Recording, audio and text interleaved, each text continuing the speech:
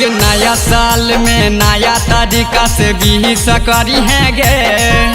नया साल में नया तरीका से विश करी है गे। तो मिले आई है जब गे छौड़ी तो एगो किस करी है गे।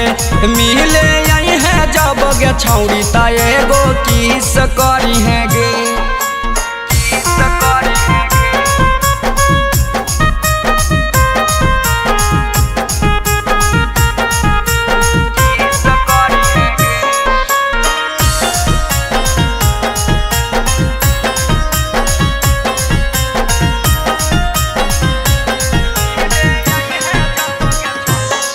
आगे 31 दिसंबर के बनतो पलान गे। जहाँ तू कहमी घुराई देबो जान गे।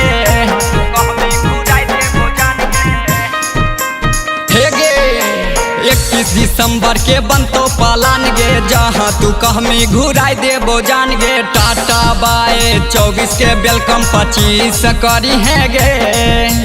टाटा बाय 24 के वेलकम 25 करी है गे। मिले आई है जब गे छौड़ी ता एगो किस करी है गे।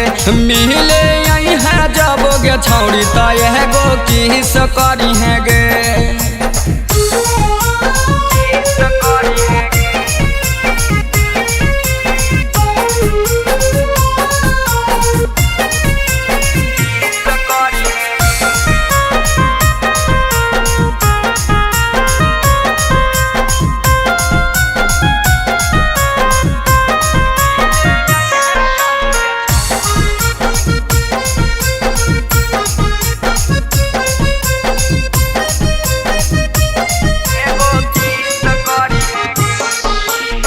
फिक्र केस के बात हो क्लियर नहीं नु करते हूँ करी है गे डिलियर।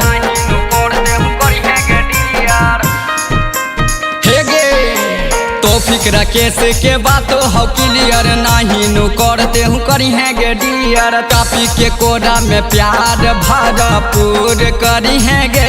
हे गे चापी के कोरा में प्यार भरपूर करी है गे। मिले जब गे छौड़ी तो एगो किस करी है गे। मिले आई है जब गे छौड़ी तो एगो किस करी है गे। हम वेट करबो तो जरूर मिलिए।